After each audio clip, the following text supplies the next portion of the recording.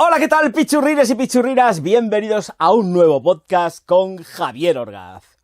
Señores míos, señoras mías, saltan las alarmas dentro del grupo Kering. Ellos están tranquilísimos, se ríen mucho, están en todos sitios, pero la cosa francamente creo que es preocupante, más preocupante de lo que ellos quieren hacernos creer. Madre mía, cómo está el patio dentro de Kering. Ahora que nosotros encantados porque nos siguen dando noticias y de qué hablar. Lo que está claro es que no tienen liquidez y desde el mes de enero han hecho dos movimientos importantes para conseguirla. Vamos a empezar con el primero, con el que sobre todo se ha reflejado dentro de lo que son la página web oficial, o en la cual nos dicen que efectivamente ha hecho una asociación comercial con el grupo, voy a leerlo que no quiero meter la pata, Ardian. Bueno, pues el grupo Ardian se va a quedar con el 60% de 3 edificios o de la gestión de 3 edificios tras el pago de más de 800 millones de eurazos. Concretamente es el 60%, sería el 60% del montante total, en el cual va incluido un hotel y 2 edificios que están en la calle Montagne. El hotel, si mal no recuerdo, está en la Place Vendôme, famosísima en el mundo entero, donde están todo el mogollón de tiendas del sector del lujo habidas y por haber. Bueno, pues obtienen liquidez de esta manera, pierden poder adquisitivo con respecto al mundo del ladrillo, claro, porque ya no tienen el 100%, evidentemente se quedarían con el 40%, y obtienen beneficios pues al hacer este movimiento para poder seguir haciendo inversiones. Ahora bien, resulta que también se ha hecho público que se han desprendido de 3 centros comerciales outlet de lujo que tenían en Italia. Toma ya. ¿Lo han hecho público con respecto a el dinerico que se han llevado de esto? No he visto nada de momento publicado, pero seguramente habrá sido un pellizco enorme de millones de euros también por estos 3 centros comerciales italianos de los cuales se han desprendido. ¿Quién se ha llevado el gato al agua? Pues un fondo de inversión inmobiliario americano. ¿Cómo se llaman? Pues es concretamente el grupo Simon. Yo ni conocerles, no tengo el gusto ni el placer, pero son los que han dicho, venga, vamos a comprarle a Kering estos centros comerciales y nos los agenciamos para nosotros y ya especulamos un ratico con ladrillo, que es de lo que se trata. Pero los señores de Kering, pues al fin y al cabo, obtienen beneficios. Beneficios que no son beneficios comodales, es obtener liquidez. Vamos a hablar con propiedad. Liquidez. ¿Qué va a venir después de esto? Pues si atendemos a lo que están haciendo normalmente es que reinvierten. ¿En qué van a reinvertir? No tengo ni idea. Aquí ya me pierdo por completo, porque como están tan fastidiados, no sé si realmente lo que quieren hacer es tapar agujericos o seguir hipotecándose, comprando más cosas. Y me temo que la cosa puede ir por ahí. Pero, si la cosa realmente está tan achuchada como yo creo que lo está, me da la sensación de que estos señores, tarde o temprano, lo que van a hacer va a ser vender una de las firmas que tienen dentro del propio grupo. Ahí es nada lo que estoy diciendo. Tengo que ser muy franco, si Louis Vuitton ha llegado a vender firmas, ¿por qué narices no lo va a hacer Kering? Es que lo va a hacer seguro. Otra cosa, que Louis Vuitton lo haga por estrategia de mercado, porque la familia es hiper mega millonaria y va muchísimo más allá la cantidad de dinero que tienen que con respecto a la familia Kering. Los Kering tendrán muchísimos millones, pero Arnault tiene dinero para enterrarlos a todos juntos. Se puede permitir el hecho de coger y decir, voy a vender X firmas, voy a desprenderme de esta firma, que lo ha hecho hace poco, y con eso cojo dinerico y sigo invirtiendo, porque no me aporta absolutamente nada a las cuentas del grupo. Pero es que Kering no tiene firmas nada más que le traen problemas. Problemas y pérdidas. Hace unos directos la reflexión era, señores míos, no puedes depender de una firma únicamente como es el caso de Gucci. Y encima jugártela con un diseñador que es Demna, después del despido de Sabato de Sarno, que lo único que hace son llamarte, sí, hacer que tu firma sea súper, hiper, mega famosa a base de escandalazos, pero de auténticos escandalazos, pero que no vendas nada. Nada. Gucci ya es lo suficientemente famosa, conocida y reconocida como para no necesitar de estas miserias. No lo necesita. Otra cosa que Balenciaga, para retomar fama, pues se hiciera esto que se ha hecho con la firma. Yo no estoy de acuerdo con ello, pero objetivo cumplido. A partir de aquí empieza a hacer ropa de verdad, no fantasmadas. Pero es que se ha llevado a Demna a Gucci. Y lo único que puede traer esto, como este señor no demuestre realmente que sabe hacer ropa de verdad, va a ser el hundimiento de Kering. Porque más del 50% sustentado en las ventas de una firma es mucha tela. Es mucha tela. Se la están jugando al 15. Al 15. Parece ser que les gusta mucho el riesgo. A lo mejor, cuidado. Lo que están buscando es deshacerse de Kering. Es decir, ir vendiendo empresas conforme ya se vayan viendo con la soga al cuello, ir vendiendo empresas y la familia Kering salir cortando, llenándose los bolsillos. Y aquí paz y después gloria. Aquí no se puede obviar ni uno solo de los ítems por los cuales Kering, la familia Kering, pueda desprenderse de todo el grupo completo, ir vendiendo empresa por empresa. Y entonces Arnault será feliz porque evidentemente entiendo que se harían con Gucci. Eso está más claro que el agua.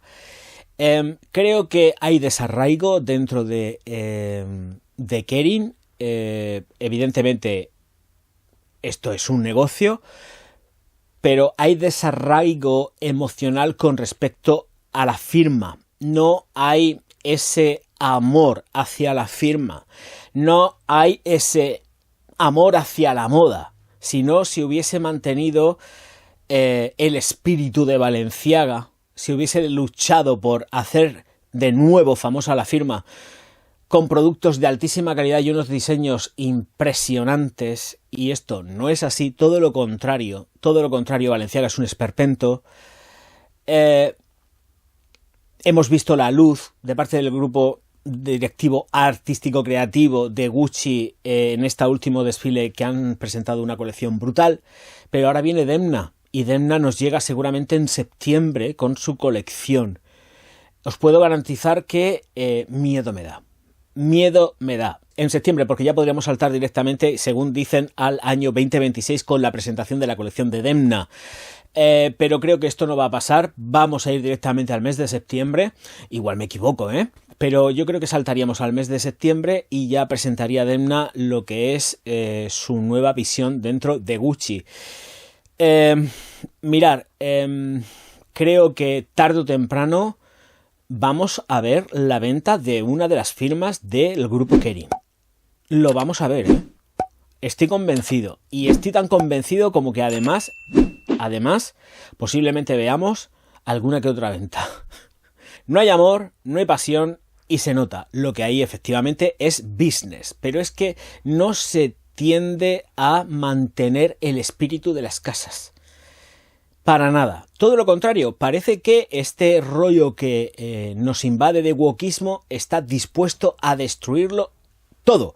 Lo que a mí me resulta más alucinante es que un señor que ya tiene una edad como es François-Henri Pinault o hasta incluso la señora Salma Hayek estén con una mentalidad woke que a mí no me entra en la cabeza y que están viendo cómo están destruyendo una firma que no les va para adelante porque están contratando nada más que personas ultra mega modernas que no nos lleva a ningún sitio. La gente de pasta no quiere eso, no se enteran de la copla.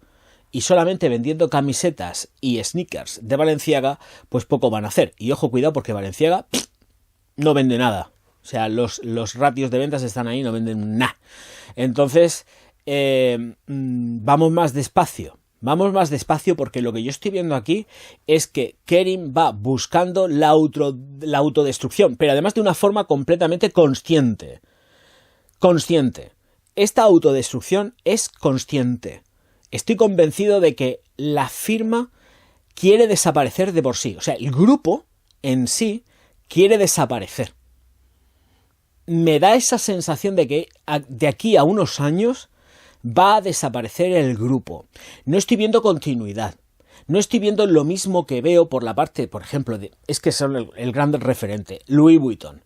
En Louis Vuitton, el señor Arnault está moviendo ficha para ubicar y reubicar a todos sus hijos, familiares varios, dentro de las distintas firmas, para seguir compactando el grupo y haciéndolo grande.